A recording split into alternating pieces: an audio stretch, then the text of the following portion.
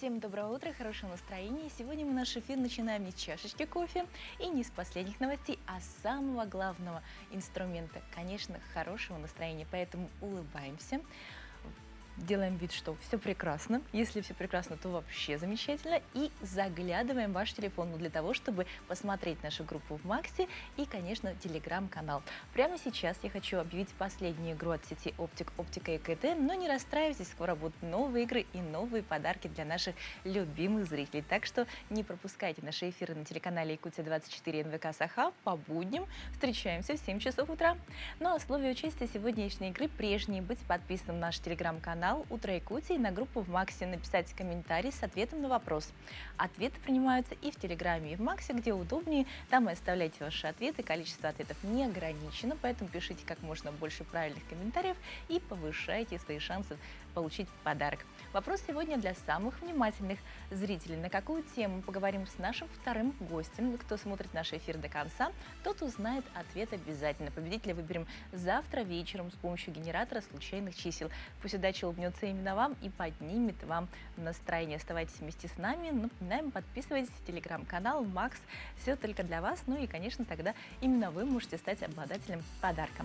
Ну а прямо сейчас, как всегда, о погоде. В центральных районах сегодня 10-17 градусов тепла, в заречной группе плюс 11, плюс 18, в южных 15-20 со знаком плюс, в Вилюйской группе плюс 9, плюс 16, в Нижнеленских 9-14 выше 0, в западных плюс 10, плюс 17, в Колымо-Индигирской группе Улусов сегодня 4-17 со знаком плюс, в Янских плюс 4, плюс 11, на северо-западе 3-10 выше 0. Температура воздуха в 6 часов утра в столице составила 9 градусов тепла, атмосферное давление 744 мм ртутного столба, ветер западный 1 метр в секунду. Сегодня днем преимущественно без осадков, ветер северо-западный 4,9 метров в секунду, порывы до 9-14 метров в секунду. Температура днем плюс 18, плюс 20 градусов. Вот такая у нас достаточно еще летняя погода, но с утра было прохладно, поэтому если вы прямо сейчас уже планируете выходить, накиньте что-нибудь сверху. Ну а прямо сейчас переходим к последним новостям.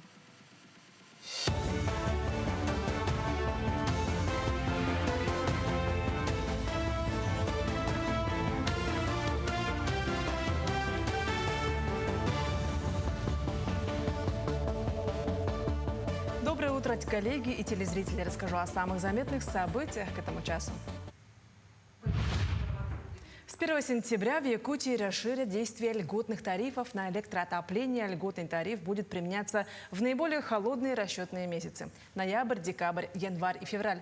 Народными депутатами был принят закон о внесении изменений в закон Республики Саха о льготных тарифах на сжиженный газ, электрическую и тепловую энергию, водоснабжение и водоотведение. Закон направлен на дополнительную социальную поддержку граждан, использующих электрическую энергию для отопления жилых помещений. Ранее такая мера применялась только к потребителям первого диапазона. Теперь она распространяется и на второй диапазон потребления для жителей, проживающих в зоне действия гидроэлектростанции и использующих электроотопление. Идем дальше.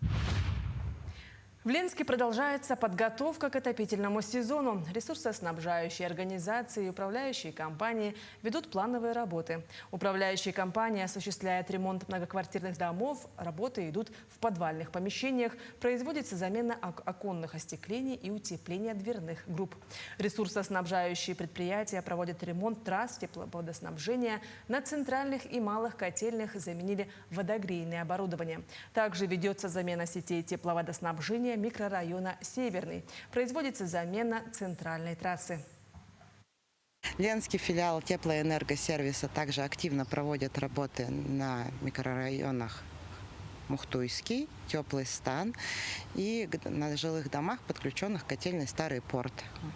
Проводят замену оборудования, замену трасс тепловодоснабжения. То есть работы идут в полном объеме, идут в соответствии с планом, с графиком. К началу отопительного сезона работы должны быть завершены. Жители микрорайона Северного, микрорайон Мухтуйский систематически нарушают правила эксплуатации системы водоотведения, а именно сбрасывают в систему канализации гигиенические предметы, бытовые предметы, крупные остатки пищи, что приводит к множественным засорам и вызывает проблемы и перебои в работе системы водоотведения. В Якутии в ходе рейдов выявлено 24 нарушения миграционного законодательства. Масштабная проверка мигрантов прошла в Якутске и 4 районах республики. 24 протокола составили полицейские на иностранных граждан. Среди нарушений – работа без патентов, просроченная миграция и уклонение от медосмотров. Причем одна из нарушительниц получила не только штраф, но и предписание покинуть страну. 23 ребенка из подтопленных поселков Верхоянского района сейчас отдыхают в лагере «Энергетик» центра «Сосновый Бор».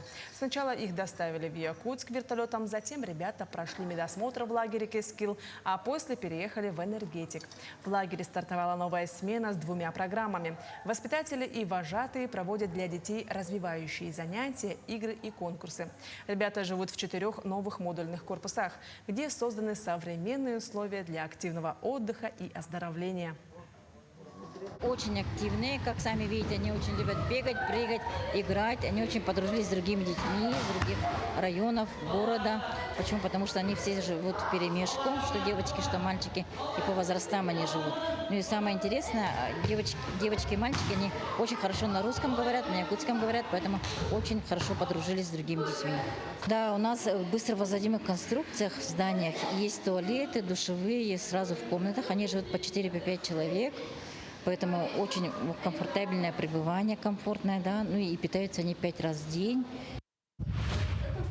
В Вилюйском районе работает экспедиция Федерального исследовательского центра комплексного изучения Арктики из Архангельска. Лаборатория центра сосредоточена на изучении пресноводных экосистем, включая реки и озера, что позволяет проводить всесторонний анализ водных объектов.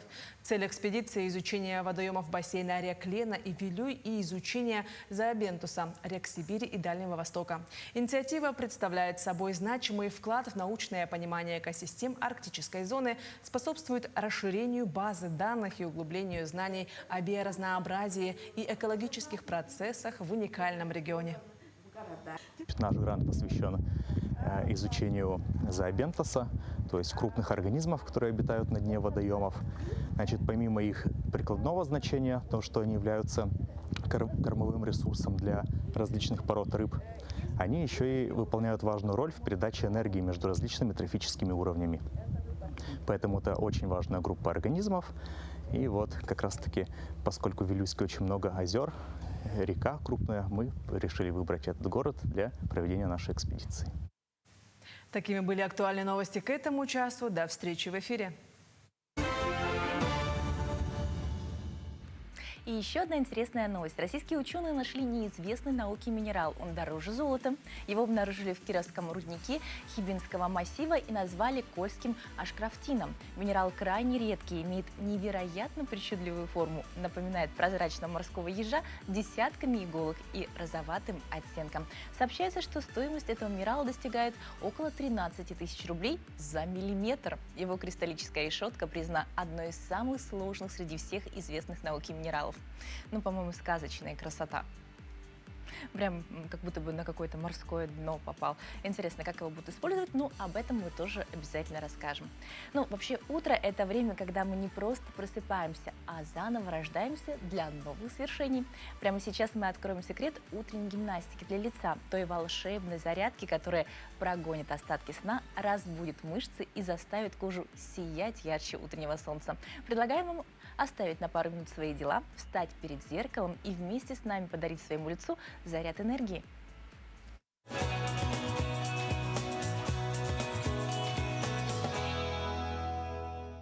Всем доброе утро! Сегодня я расскажу и покажу, как можно избавиться от носогубных складок. Также мы приподнимем именно скуловые кости, потому что у нас каждым годом эта зона сползает вниз. Эта гравитация делает свое дело. И мы подтягиваем также овал лица. Давайте приступим. Первое упражнение. Берем указательные пальцы и кладем возле крыла носа, где у нас носогубная складка. Приложили плотненько, не просто положили, да, а мы притапливаемся, прямо до костей доходим, и мы делаем губой У. Когда мы делаем губой У, вы должны почувствовать именно натяжение вот верхней губы. Делаем 6 раз.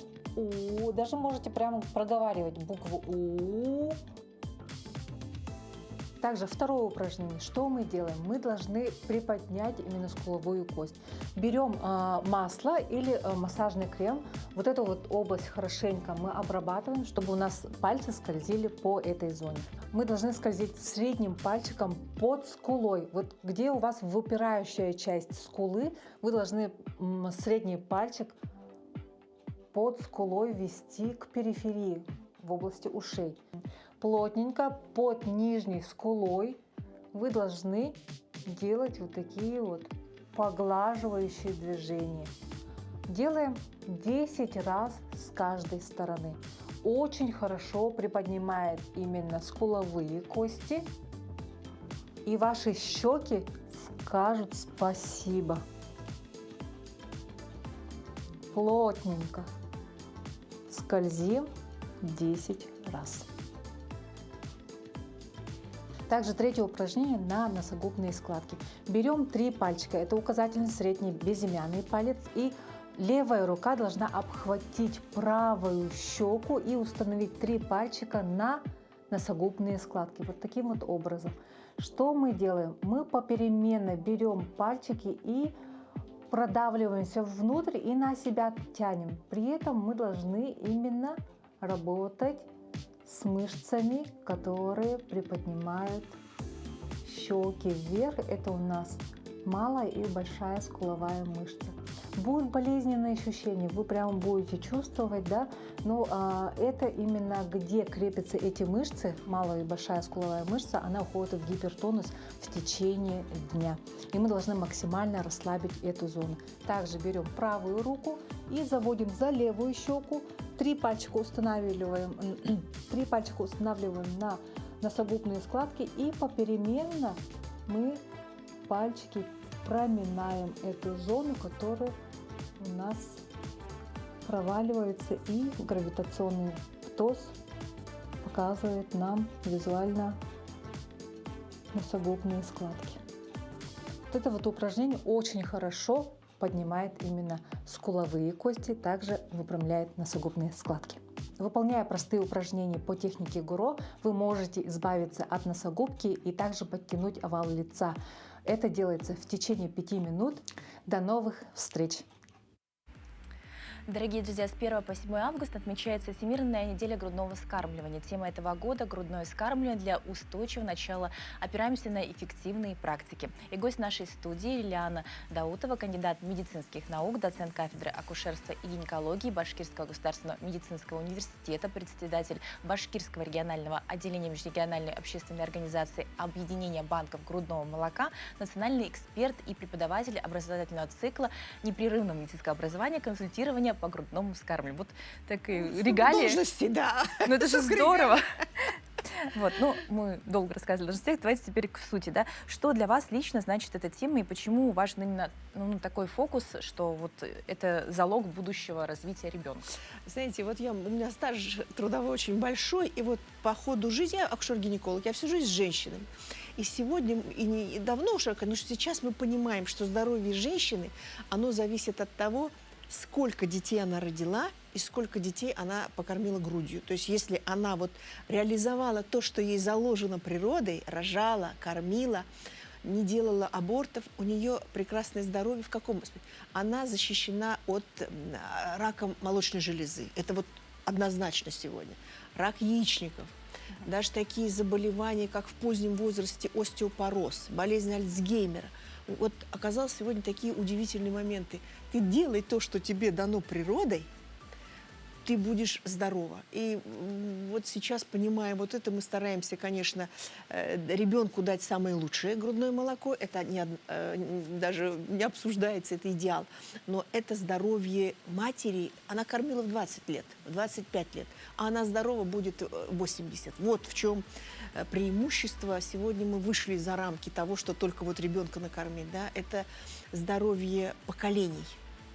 И для детей, конечно, важно. А поэтому, понимая сегодня, я не могу остаться в стороне. Мне обязательно надо это довести, поделиться со всеми своими знаниями, опытом и с нашими коллегами. Ну, тогда возникает вопрос, сколько оптимальное количество детей нужно родить? Ну, а вот мы вчера общались с вашими жителями, вот что бабушка родила там, например, 16 детей. Да, не все выжили, потому что раньше там были детские инфекции, все, рожали. А что было делать? Вот у вас арктическая зона, да, экстремальные погодные условия. Кормили грудью, это было механизм выживания. В экстремальных условиях выжить можно когда? Когда рядом мама, она тебя накормит, она тебя согреет, ты выживешь. Поэтому вот это важно очень. А у вас рожали много, и это правильно. Но как вы оцениваете ситуацию с грудным вскармливанием сейчас? У нас в республике, в целом по стране растет ли число мам, которые готовы кормить грудью, или еще нужно над чем-то работать и пояснять? Вы знаете, вот ведь Россия у нас огромная. От Калининграда до Сахалина, до Камчатки огромные территории. И, конечно, на территории России ситуация не разнозначная. Вот, например, в целом по стране у нас уровень грудного вскармливания, к сожалению, 40-50%. Вот обидно, когда половина детей не получает материнского молока. Это очень плохо. У вас республика лидер. И вот даже не скажу, что там на втором месте, а практически на первом месте по стране уровень грудного вскармливания у вас приближается к 80%. Это же, представьте, практически 80% детей до первого года жизни получают материнское молоко. Они позже получают, и это правильно. Но то, что такой уровень по стране, у нас таких похвастаться территорий очень мало. Москва очень маленький уровень, 40%, 46%. Там мамы, видимо, больше заняты работой, делами, да, ребенок ведь требует внимания постоянного. А вот тут вот понять, что именно ты сегодня вложишь в ребенка, да, ты, может быть, позже выйдешь на работу, ты, может быть, как сказать, где-то ущемляешь свой сон, свое время, ограничено в каком-то общении, но ты сейчас все это отдаешь ребенку, а тебе это вернется здоровьем на долгие годы. Ребенок будет здоров. Ну вот преподаватель вы еще Центра непрерывного медицинского образования, а вот консультирование по грудному вскармливанию. Чему учат в рамках вот данного обучающего курса? Вот это самый главный вопрос. Когда мы проводим этот семинар, ну, элементарно, ну что там мы не знаем? Бабушки кормили, и мы будем, что тут такого, чему вы учите? 36 часов, чему вы учите грудному вскармливанию? И вот у нас была одна доктор, она, значит, сказала, вот если бы, говорит, я сегодня умерла, сколько бы я, оказывается, не узнала про грудное вскармливание. Хотя все мы знаем очень много моментов. И мы учим не только современным знаниям о том, что грудное вскармливание очень много дает для здоровья, потому что знаний много, повышается. А второй очень важный момент, мы учим общаться с кормящими мамочками. Разные бывают жизненные ситуации, разные бывают ситуации с детьми.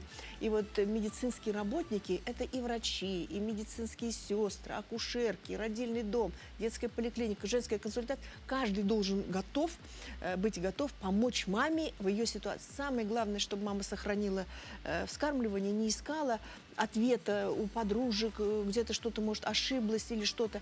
А вот мы дали профессиональную консультацию и помогли в этот момент, и ребенок сохранил грудное молоко. Вот в этом моменте очень такие важные коммуникативные навыки мы даем в процессе обучения. Ну, вы как опытный человек можете нам сказать, какие чаще всего возникают сомнения у мам, которые планируют грудное вскармливание, и как их разрешить, чтобы они от этого не отказались? Вот, смотрите, даже элементарно. Некоторые мамочки думают, вот у меня грудь маленькая, да, для прямого эфира утреннего, но вот так. А вот у нее большая, вот у нее будет молоко, а у меня маленькая, я ребенка не смогу кормить.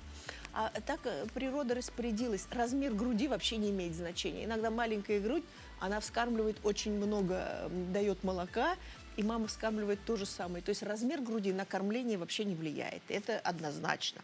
Потом еще что оказалось? Вот мы сегодня говорим, что кормить надо до 2 и более лет. И мама думает, ну я уже, он зубы есть, он уже все кушает, ложку держит сам, ест вместе с нами со всего стола, ему уже 1,5 года, а чтобы его кормить молоком? А в молоке есть факторы, которые обеспечивают развитие нервной системы. И вот, понимаете, дети будут талантливые, умные, он будет защищен от аллергических реакций, кишечник будет здоровый. он будет защищен от таких заболеваний. Вот мы его в детстве кормили грудью, да, а у него в 50 лет не будет гипертонической болезни. У него не будет ожирения, у него не будет таких вот заболеваний дыхательных путей. Здоровье он будет получать вот отдачу от всего вот этого в последующие годы. И это влияет на продолжительность жизни сегодня. Если вот тебе в первые 2 года жизни получал грудное молоко при всех равных условиях, ты будешь иметь больший потенциал в этой жизни и доживешь до долгих лет. А потом спасибо скажешь: какая мама молодец, ночами не спала, все свои дела бросила, была 2 года рядом со мной и кормила меня молоком. И может потом где-то 80 лет, в 90 лет будет ему юбилей справлять, а он скажет: спасибо маме, поклон, которая все сделала для моего долголетия. Вот это самое главное. Что делать, если маме кажется, что ей не хватает молока? Вот бывает так, что вот, это мамочка часто, правильно, не хватает, вот ребенок голодный. Вы знаете, какие бывают моменты? Ведь у нас ребенок родился после родов, родился, да, у него желудок вот с вишенку. Посмотри, вот вишенка, ему много не надо, молозиво, капельками он получает, это все. Потом ребенок начинает расти. Первые месяцы он лежит, смотрит только по сторонам. 3 месяца, вот основной момент, когда говорят, что ребенку мало молока, а он уже начинает активно, у него энергии больше, ему надо смотреть, ему надо все познавать, в этот мир, узнает близких, все двигается, и у него резко возрастает потребность в питании. А у мамы еще молоко вырабатывается по вчерашнему режиму, когда он был такой лежащий, наблюдающий. И вот этот так называемый скачок роста, когда потребность резко возрастает, и маме кажется, что молока не хватает. А здесь процесс такой: молока хватает, он просто резко подрос, ему больше надо. А что в этот момент надо делать? Чаще кормить. Потому что выработка грудного молока – это, знаете, такой, знаете, рынок. Спрос, предложение. Ребенку много надо, он много сосет, организм матери вырабатывает больше. Ребенок меньше сосет, и молока будет меньше. И вот тут вот такое, если маме кажется, что не хватает молока, основной критерий простой.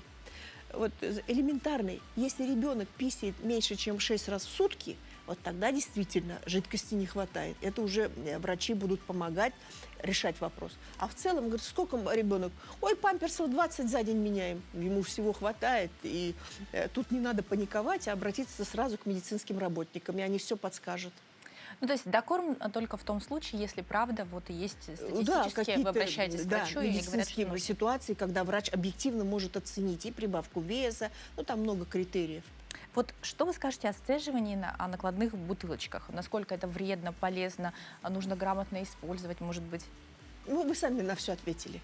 Нужно все грамотно использовать. То есть ситуации, когда действительно надо сцеживать. Есть ситуации, когда надо накладки применять. Но основная ситуация, когда вот бутылки никогда не нужны. Потому что бутылки – это немножко другой механизм сосания. И когда ребенок сосет бутылку, а там молоко, вот нажали, да, на бутылку, молоко течет. И у него, он запоминает, что когда ты сосешь, надо вот таким образом сосать, и молоко будет поступать. А когда ребенок сосет грудь, там немножко другой принцип сосания. И когда ребенок сосал бутылку, а потом ему дали грудь, или после груди бутылку, то есть он начинает путаться, и он не получает полноценное питание. Поэтому бутылка, она перебивает естественные физиологические механизмы сосания, и она, конечно, вредна. Поэтому есть какие-то медицинские случаи, когда мама не может грудью кормить. Разные бывают и жизненные ситуации, в больницу попала, аппендицит случился, то есть жизнь.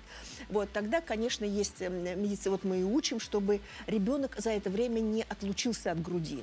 Можно кормить, есть специальные приспособления, есть чашечки, там шприцы, все, но только бутылку не давать. Потому что если ребенок почувствовал бутылку, ему потом трудно снова взять грудь. Вот это только опасно. А накладки, сцеживание, есть медицинские ситуации, когда без этого не обойтись. Это нормально. А вот тогда что делать, как там воду давать, например? Ну, есть у нас специальные поильнички, есть чашечки. Маленькому грудному ребенку, новорожденному, вот можно из шприц медицинский, да, из маленькой чашечки, дальше кофейная ложечка тихонечко. То есть это вот мы этому обучаем.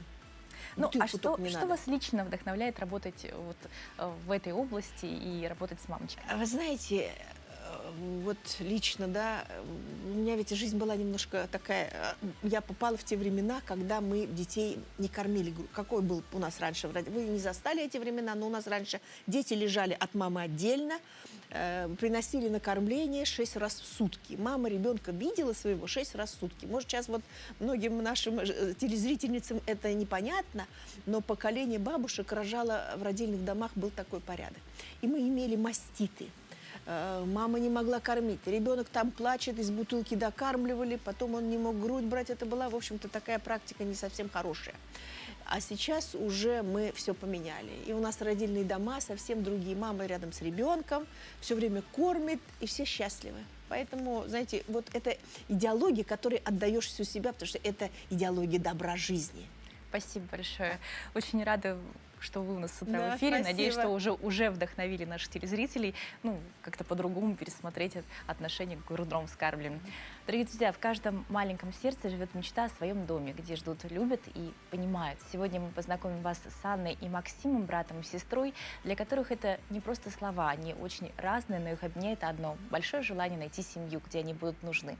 Давайте посмотрим на этих ребят, и, возможно, кто-то из вас узнает в них своих будущих детей.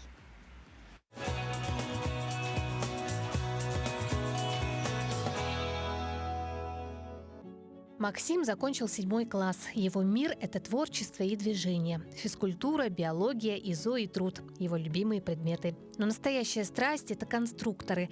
Лего, пластилин, а в мастерской – работа с деревом. Он создает миры своими руками. В свободное время мы едем с друзьями покататься на великах или же тут в это время поиграть с друзьями.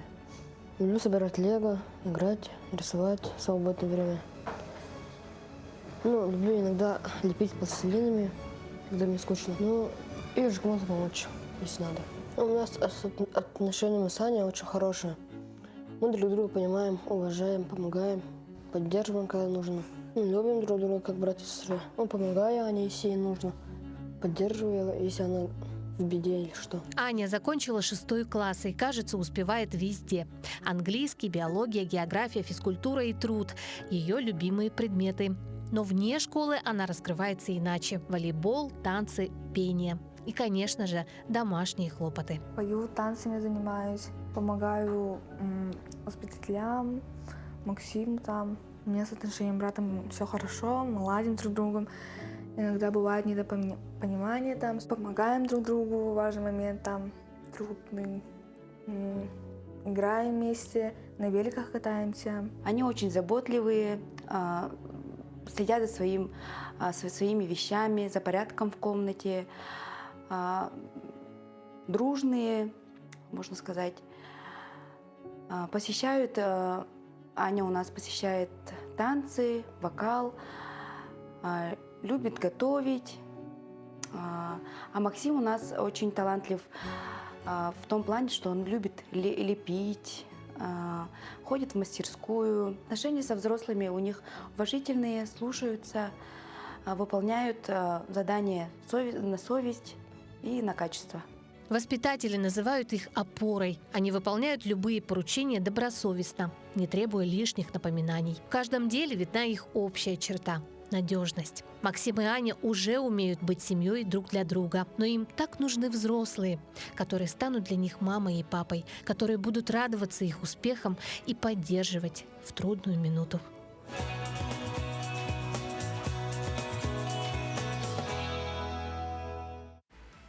Дорогие друзья, давайте на минуту остановим бег времени и заглянем в тот удивительный календарь, где каждый листок хранит эхо прошлого. Сегодняшний день не просто клетка в сетке дат, это живая страница истории, которую мы пишем вместе с вами прямо сейчас. Где-то в этот день родился гений, изменивший мир, где-то случилось событие, перевернувшее ход судьбы целого народа, а где-то произошел тот самый маленький случай, который мы теперь вспоминаем с улыбкой. Приготовьтесь удивляться, вспоминать и, возможно, по-новому взглянуть на привычный ход вещей. В эфире наша постоянная рубрика «Даты и события». На календаре 4 августа. Сегодня отмечают Международный день одиноких и работающих женщин. По народному календарю Мария Ягодница. В этот день на Руси было принято отправляться в лес за ягодой. черной и красной смородиной, черникой. Хозяйки занимались их заготовкой на зиму, варили варенье и компоты, поэтому Святую Марию называли ягодницей и сладостницей. В поле же работать не рекомендовалось. Считалось, что в этот день велик риск пострадать от молнии. В то же время гроза, случившаяся на Магдалину, предвещала хорошее. Коли гроза, сено будет за глаза. Утренняя роса в этот день обладала чудодейственными свойствами. Женщины, умываясь ею, верили, что это придаст лицу белизну и чистоту. Этот день в истории. 1662. В Москве произошел медный бунт, массовое восстание посадских людей против выпуска медных денег. 1774. В бою с турками Михаил Кутузов получил тяжелое ранение. 1774. В Лондоне открыт первый в мире цирк. 1783. Россия и Картли-Кахетинское царство подписали Георгиевский трактат. 1914. Первая мировая война. Великобритания объявила войну Германии. В этот день родились Василий Стасов, русский архитектор, Перси Биш Шелли, английский поэт и драматург, Кнут Гамсун, норвежский писатель, нобелевский лауреат, Луи Армстронг, американский джазовый музыкант. Именины сегодня отмечают Алексей, Корнилий, Мария и Михаил. Дорогие друзья, сегодня мы откроем для себя удивительную книгу, которая пахнет морозной свежестью и далекими просторами. Представьте, бескрайняя тайга, могучие реки, деревянные избы, укутанные снегом до самых крыш, и люди с открытыми сердцами, для которых честь и доброта не пустые слова. Все это повесть сибирской жизни Марии Андреевны Лялиной. Ее имя сегодня почти забыто, а ведь когда-то книгами этой удивительной женщины зачитывалось целое поколение юных россиян. Педагог, воспитатель, автор более 3 десятков книг. Она писала для детей и юношества с душой и глубоким вниманием. Ее повесть «Сибирская жизнь» — это не просто увлекательный сюжет, это кладезь бесценного этнографического материала, подлинная картина быта, традиций и нравов суровой, но прекрасной Сибири.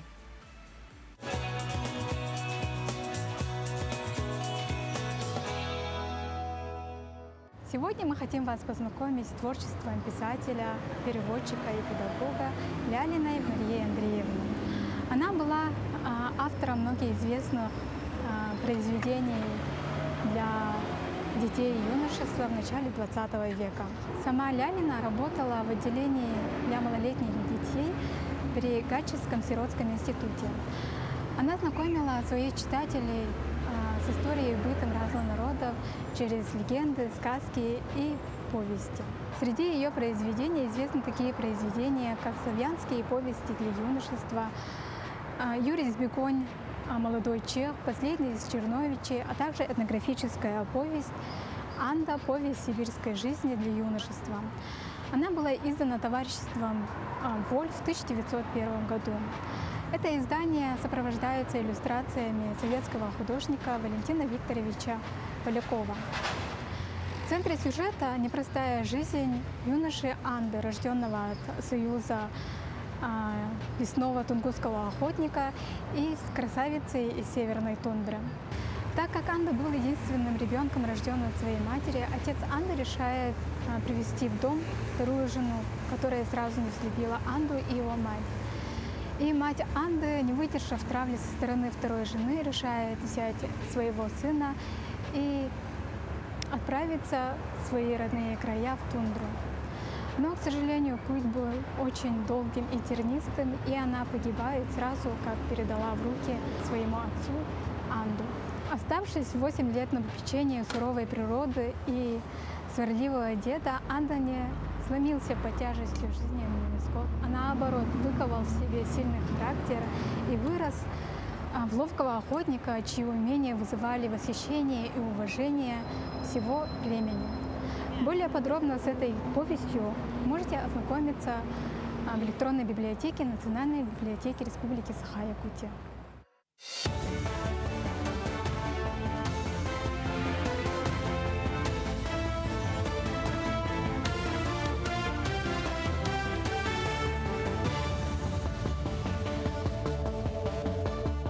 Доброе утро, коллеги и телезрители. Расскажу о самых заметных событиях к этому часу. С 1 сентября в Якутии расширят действие льготных тарифов на электроотопление. Льготный тариф будет применяться в наиболее холодные расчетные месяцы – ноябрь, декабрь, январь и февраль.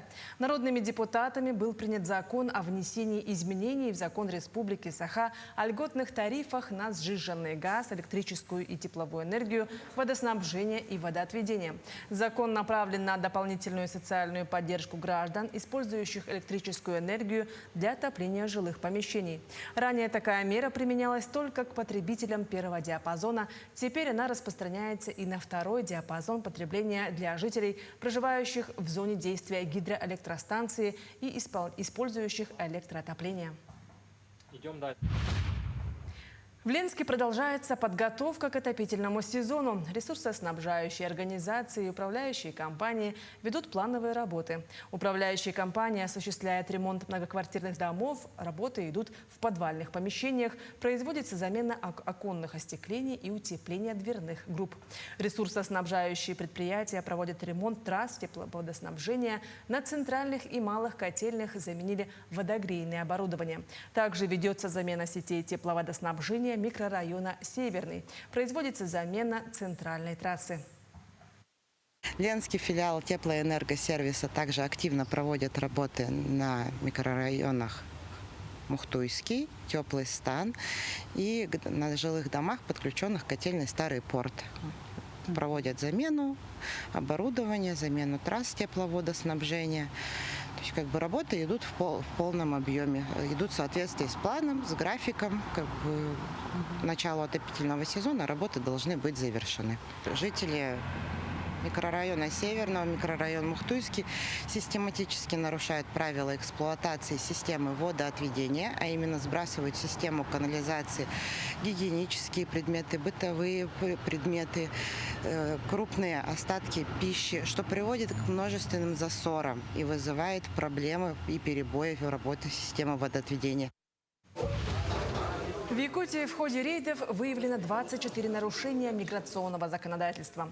Масштабная проверка мигрантов прошла в Якутске и 4 районах республики. 24 протокола составили полицейские на иностранных граждан. Среди нарушений – работа без патентов, просроченная миграция и уклонение от медосмотров. Причем одна из нарушительниц получила не только штраф, но и предписание покинуть страну. 23 ребенка из подтопленных поселков Верхоянского района сейчас отдыхают в лагере «Энергетик» центра «Сосновый Бор». Сначала их доставили в Якутск вертолетом, затем ребята прошли медосмотр в лагере «Кескил», а после переехали в «Энергетик». В лагере стартовала новая смена с 2 программами. Воспитатели и вожатые проводят для детей развивающие занятия, игры и конкурсы. Ребята живут в 4 новых модульных корпусах, где созданы современные условия для активного отдыха и оздоровления. Очень активные, как сами видите, они очень любят бегать, прыгать, играть. Они очень подружились с другими детьми из других районов города. Почему? Потому что они все живут вперемешку, что девочки, что мальчики, и по возрастам они живут. Ну и самое интересное, девочки и мальчики, они очень хорошо на русском говорят, на якутском говорят, поэтому очень хорошо подружились с другими детьми. Да, у нас в быстро возводимых конструкциях в зданиях есть туалеты, душевые, сразу в комнатах. Они живут по 4-5 человек. Поэтому очень комфортабельное пребывание, комфортное, да, ну и питаются они 5 раз в день. В Вилюйском районе работает экспедиция Федерального исследовательского центра комплексного изучения Арктики из Архангельска. Лаборатория центра сосредоточена на изучении пресноводных экосистем, включая реки и озера, что позволяет проводить всесторонний анализ водных объектов. Цель экспедиции – изучение водоемов бассейна рек Лена и Вилюй и изучение Заабентуса, рек Сибири и Дальнего Востока. Инициатива представляет собой значимый вклад в научное понимание экосистем арктической зоны, способствует расширению базы данных и углублению знаний о биоразнообразии и экологических процессах в уникальном регионе. Наш грант посвящен изучению зообентоса, то есть крупных организмов, которые обитают на дне водоемов. Значит, помимо их прикладного значения, то, что они являются кормовым ресурсом для различных пород рыб, они еще и выполняют важную роль в передаче энергии между различными трофическими уровнями. Поэтому это очень важная группа организмов. И вот как раз-таки, поскольку в Вилюйске очень много озер, река крупная, мы решили выбрать этот город для проведения нашей экспедиции. Такими были актуальные новости к этому часу. До встречи в эфире. Август, школьные каникулы продолжаются, пока одни школьники проводят лето за гаджетами, другие отправляются в настоящее путешествие во времени. В музейном лагере дети изучают историю родного края, пробуют себя в роли археологов и знакомятся с редкими профессиями. О том, как проходят такие каникулы, в сюжете Вероники Вайс. Летние каникулы – самое долгожданное время для школьников, и провести их можно не только весело, но и с пользой. В музейном лагере ребята знакомятся с историей родного края в необычном формате. Музее. Каникулы в Якутском музее проходят, конечно же, согласно всем школьным каникулам, и весенние, и зимние, но самые долгожданные – это летние, потому что в рамках летних каникул мы можем проводить детские площадки, где дети погружаются в историю родного края. Одно из первых путешествий на старинный корабль. Здесь историю можно не только услышать, но и увидеть собственными глазами, представляя, какой она была в жизни несколько столетий назад. Это копия корабля 18 века. Такой корабль построили в Якутске в 1735 году. Такие занятия расширяют кругозор и помогают детям познакомиться с профессиями историка, этнографа и археолога. Возможно, именно здесь для кого-то начинается путь к будущей специальности. Мечтающие дети, которые хотят стать археологами, когда они вырастут, или же есть дети, которые впервые узнают, что такое есть в целом, Ну и мы надеемся, что именно такой детский лагерь, именно занятия по археологии, именно способствует именно развитию интереса науки, и в целом по археологии. Но музей – это не только экскурсии. Ребята становятся сами участниками археологических раскопок, работают с находками и могут прикоснуться к настоящим артефактам. Родители признаются, после таких практик дети возвращаются домой с массой впечатлений. Дети прошли этот летний лагерь в течение 1 недели, и у них просто сногсшибательное, наверное, можно сказать, без лишних эпитетов, ощущения после посещения данного лагеря. Они рассказывают о том, что акценты на доисторических животных, акценты на раскопках, есть активные игры, есть работа с микромоторикой с развивающим аспектом, есть возможность прикоснуться к реальным историческим и археологическим каким-то вещам, предметам, можно сказать, каким-нибудь даже артефактам, если так пафосность. И, кстати, еще у нас в Якутии на территории Сунтарского улуса есть речка Тайте. Там есть местонахождение останков динозавров. Он находится в 70 километрах от поселка Хоро. И здесь тоже мы сами можем увидеть динозавров, которые там жили. Там жили стегозавры, аллозавры и крупные травоядные длинношеи завропода. Это уже доказано. В 2019 году приезжала экспедиция. Музейный лагерь превращает историю из страниц учебников в настоящее приключение, а новые знания и эмоции остаются с детьми не только на летние каникулы, а на всю жизнь. Вероника Вайс, Якутск. И сегодня гости нашей утренней студии – это куратор инклюзивных практик, методист культурно-образовательного отдела Якутского музея Кристина Шевцова. Кристина, доброе утро. Доброе утро. Это стало такой доброй традицией в августе собираться. Расскажите, как появилась идея создать клуб инклюзивных практик в музее и что значит это название? Клуб инклюзивных практик, он зародился путем долгой работы музея в направлении своего социальной функции, инклюзии. И просто оформилась такую большую идею клуба. Клуб инклюзивных практик, если заметите, это 2 равные буквы «Я», как 2 равных человека, говорящие на ясном языке в равном диалоге.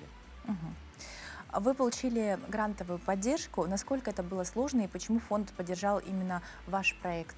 В конце прошлого года мы получили грантовую поддержку благотворительного фонда «Свет», и этот фонд как раз направлен на развитие инклюзии в культурных институциях. Была проделана такая большая работа, И изначально наш клуб инклюзивных практик был направлен на работу с аудиторией глухих слабослышащих, но уже на начальном этапе реализации наша аудитория расширилась, и, мне кажется, дополнительный плюс как для нас, так и для грантодателя. И мы не стали ограничивать людей одной группы. Мы решили, что это уже изначально клуб инклюзивных практик, значит, он будет проводить занятия, адаптацию программ для различных категорий населения. Вот вы недавно вернулись из Москвы, там проходили стажировку в музеях. Что нового интересного подчеркнули и какие у вас впечатления? У нас была стажировка у музейной команды, тоже она входила в грантовую заявку, и мы посетили более 10 музейных площадок различных музеев и смотрели формы различной инклюзивной работы. Это были и открытые мероприятия, как пикник в усадьбе Царицына, это были посещения как государственных огромных старинных институций, Пушкинский музей, Третьяковский, Дарвиновский музей, так и частные музеи, Музей современного искусства «Гараж», Дом культуры ГЭС-2. И было очень приятно, как нас встречали коллеги из центральных музеев.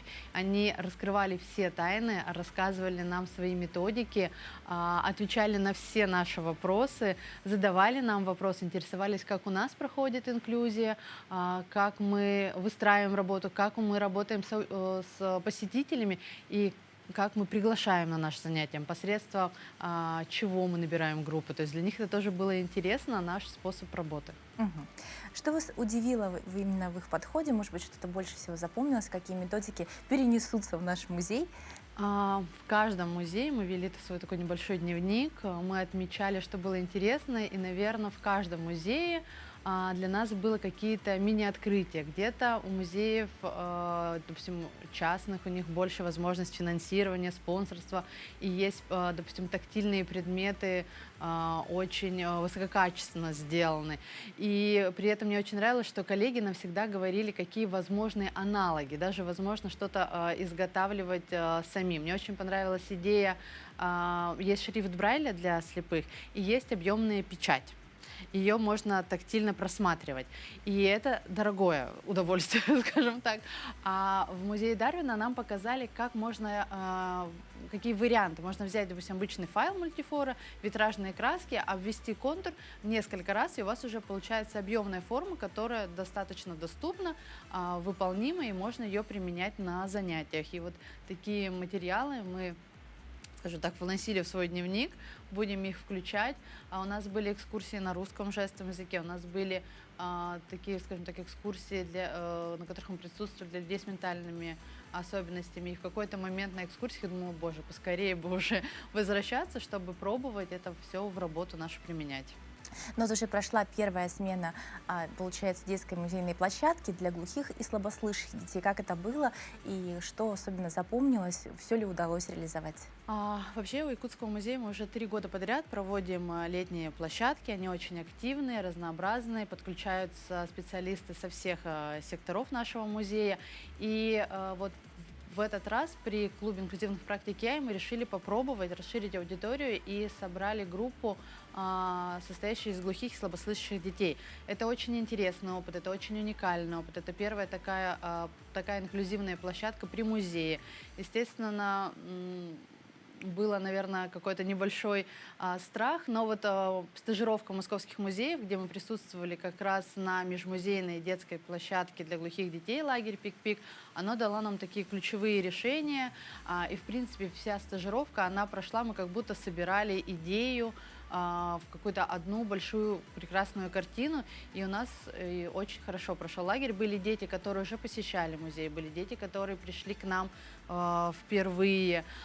И здесь стоит отметить, что несмотря на особенность детей с ограниченными возможностями по слуху, нас это никак не ограничивало в изучении истории, и более того, у нас каждый день был какой-то выход. То есть мы не ограничивались стенами музея, мы посещали другие библиотеки, другие музеи, и у нас даже проходил танцевальный мастер-класс.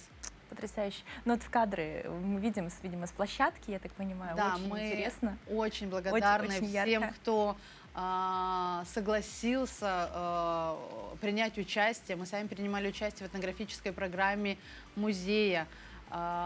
Выходили, к нам приходили друзья, и у нас было правило, что каждый гость и каждый выход, кто к нам приходит, мы рассказываем про дактиль, азбуку глухих. Мы, скажем так, давали небольшой мастер-класс, причем мы проводили сами дети, мы делили алфавит, и каждый брал себе там от А до Д и так далее. И ребята учили наших гостей, и они в конце могли поприветствовать и на дактиле рассказать свое имя. Вот это была уникальная смена. Ну, потрясающие фотографии. Видно, что детям очень понравилось. Что изменилось в самих детях после вот этой смены?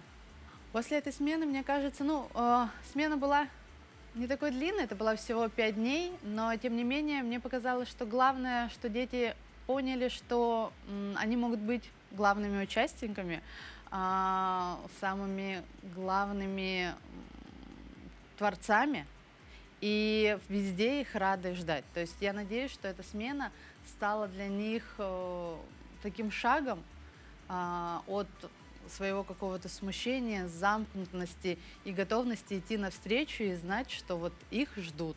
С ними готовы общаться, работать, веселиться, дружить. Давайте расскажем нашим телезрителям, какие программы сейчас работают вот в инклюзии и как можно в них попасть.